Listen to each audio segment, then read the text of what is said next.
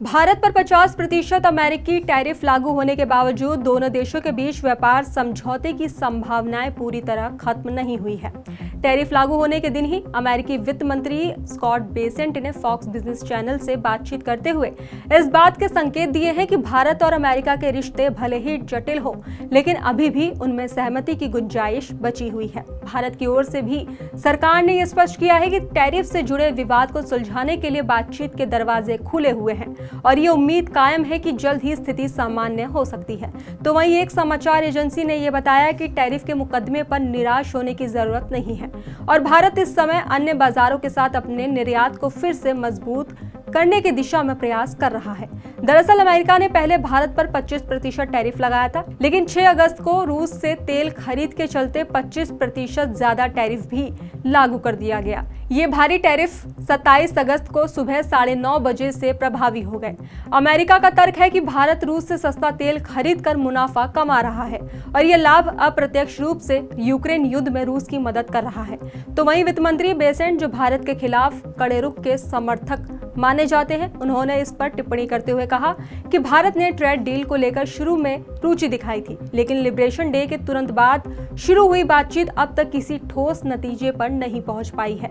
उन्होंने ये भी कहा कि उन्हें उम्मीद थी कि मई या जून तक भारत के साथ डील हो जाएगी, लेकिन भारत ने बातचीत को बार बार टालते हुए अपने हितों को प्राथमिकता दी और रूसी तेल से मुनाफा कमाता रहा। बेसेंट ने यह भी स्पष्ट किया कि भारत और अमेरिका के बीच मौजूदा तनाव केवल तेल खरीद को लेकर नहीं, बल्कि ट्रेड डील में हो रही देरी भी इसकी बड़ी वजह है। उन्होंने भारत पर यह भी आरोप लगाया है कि व्यापार में अमेरिका से लाभ तो ले रहा है, लेकिन टैरिफ को ऊंचा रखकर अमेरिकी कंपनियों के लिए मुश्किलें खड़ी कर रहा है।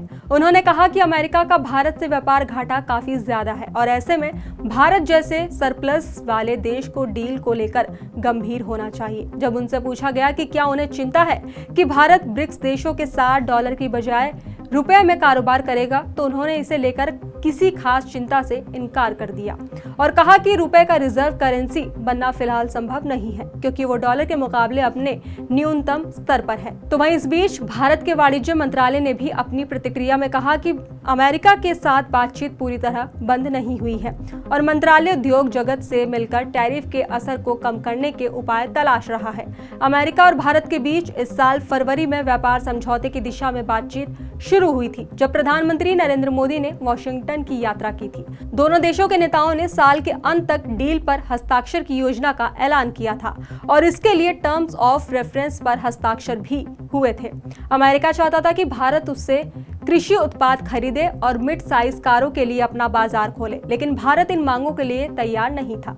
बता दें कि 25 अगस्त को अमेरिकी वार्ताकारों की भारत यात्रा प्रस्तावित थी ताकि व्यापार समझौते को अंतिम रूप दिया जा सके, लेकिन राष्ट्रपति ट्रंप द्वारा भारत पर 50% टैरिफ लगाने की घोषणा के बाद ये यात्रा रद्द कर दी गई। हालांकि भारत से अमेरिका को होने वाले निर्यात में फार्मा, एनर्जी और इलेक्ट्रॉनिक सामानों को फिलहाल टैरिफ से बाहर रखा गया है।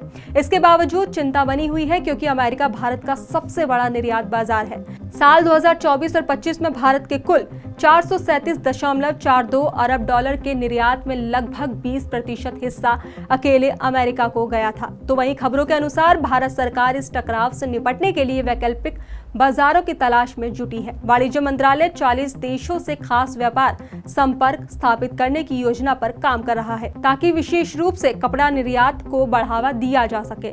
इन देशों का ड्रेस और कपड़े का आयात बाजार 590 अरब डॉलर से ज्यादा है, जिसमें भारत की हिस्सेदारी फिलहाल मात्र 6% है। भारत इसे बढ़ाने की दिशा में प्रयास कर रहा है।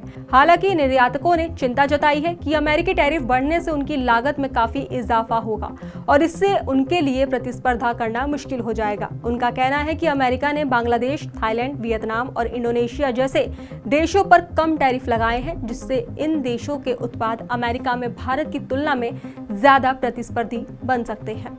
तो वहीं इस पूरे घटनाक्रम के बीच भारत की रणनीति अब नए बाजारों की तलाश और घरेलू उद्योगों को समर्थन देने की ओर बढ़ रही है। भले ही फिलहाल भारत अमेरिका के बीच तनाव की स्थिति बनी हुई है, लेकिन दोनों देशों के अधिकारी अब भी इस बात की संभावना देख रहे हैं कि आगे चलकर बातचीत के जरिए कोई संतुलित समाधान निकल सकता है। तो वहीं आपको बताते चले कि इस टैरिफ वॉर के बीच जापान भारत में करोड़ों का निवेश करने की तैयारी कर रहा है। जापानी प्रधानमंत्री शिगेरू इशिबा आगामी शुक्रवार से भारतीय प्रधानमंत्री नरेंद्र मोदी के साथ एक शिखर बैठक की शुरुआत करने जा रहे हैं। इस दौरान जापान ने घोषणा की है कि वो अगले 10 सालों में भारत में 10 ट्रिलियन येन यानी कि लगभग 68 बिलियन अमेरिकी डॉलर का निवेश करेगा।